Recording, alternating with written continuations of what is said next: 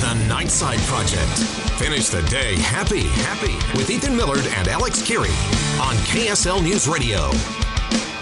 Welcome to the Nightside Project. I'm Ethan Millard. He's Alex Keary. Thanks so much for joining us.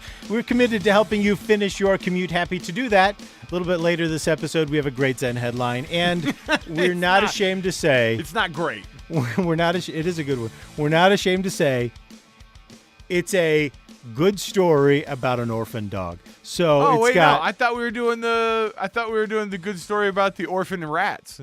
No. That's not a good story, and it's coming on another episode because there's video. So we're going to do that later. Today we've already got the video content all planned out. So a good story about an orphan dog. We hope you enjoy it.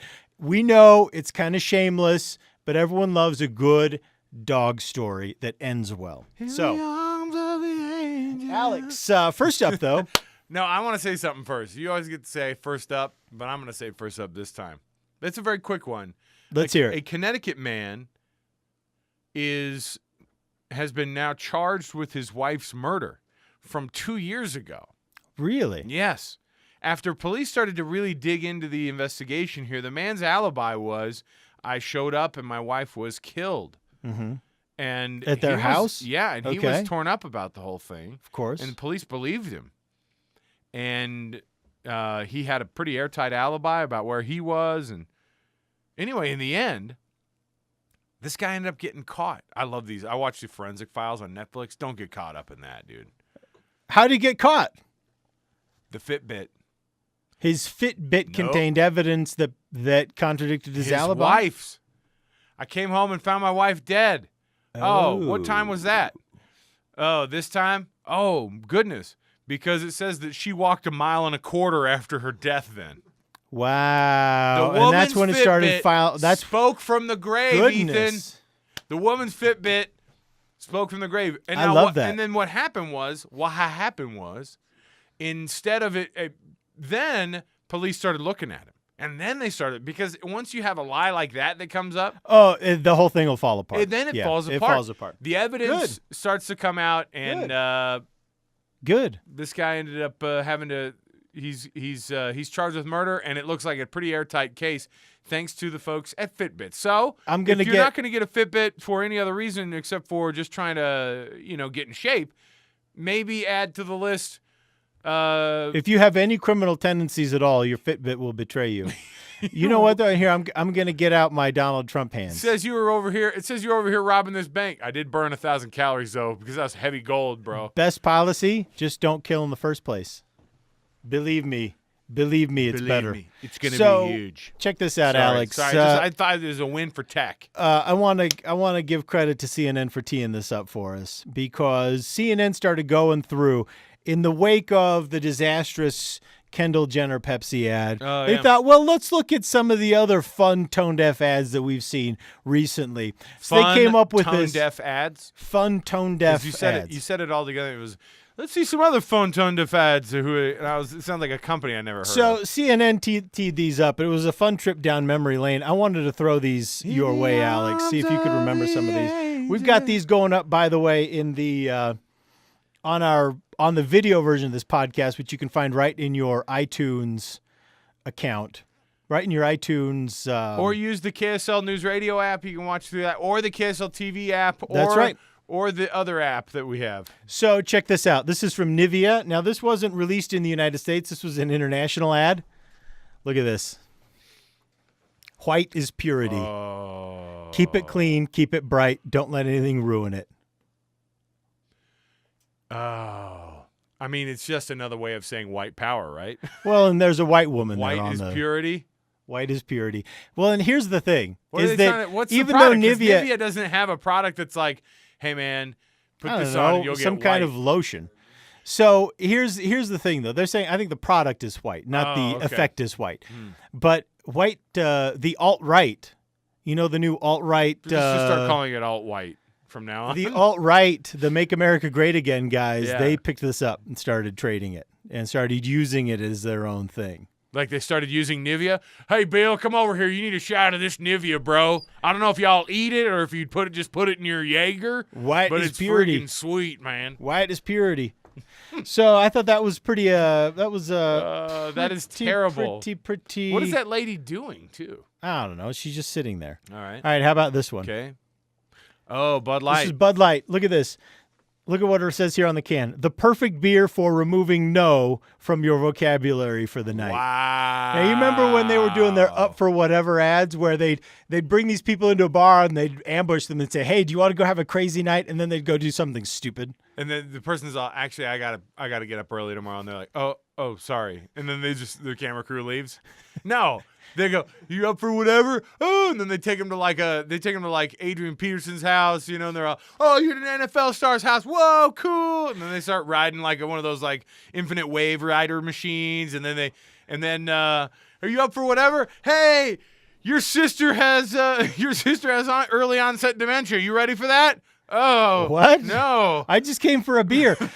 So it says the perfect beer for removing no from your vocabulary from the night. You know what happened here? Bill Cosby bought one. Yeah. Oh, I gotta call Bill O'Reilly. Bill, hey Bill, have you seen Bud Light?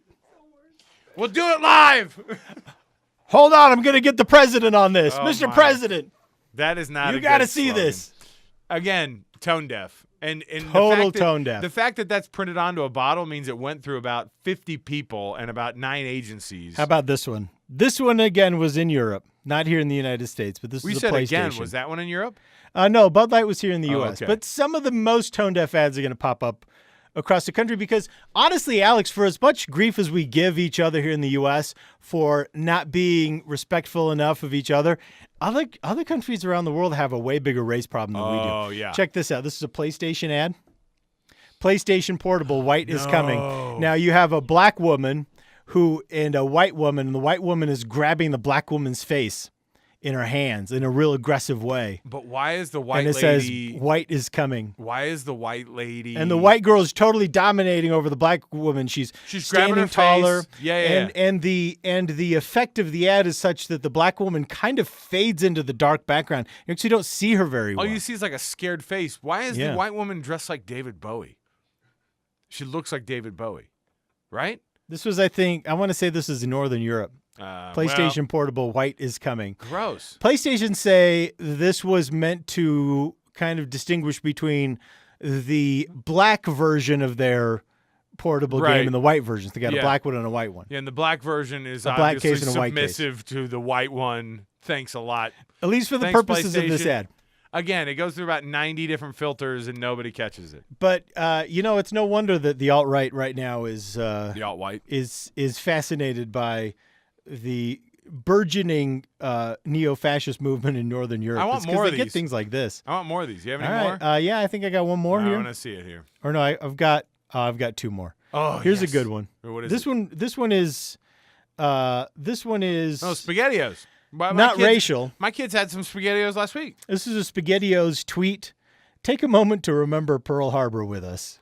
And then it's got a picture of the SpaghettiOs guy holding the American flag. Why spaghetti? The SpaghettiOs wearing the American flag. At some point, at some point, your company needs to not remember those who have fallen. You don't need to. If your brand is like, Chuckles, Choco, Wheaties, you're not going to be like, no. And also the civil rights movement. Corn Pops doesn't need to remember 9/11. No. It's fine. We're all remembering 9/11. Without SpaghettiOs. We don't need, that's right. We don't need these brands to do it. SpaghettiOs just said, hey, we're sorry. We were trying to do something nice. But at least it wasn't obviously racist. You know what I mean? That's true. That was tone deaf because it was so dumb.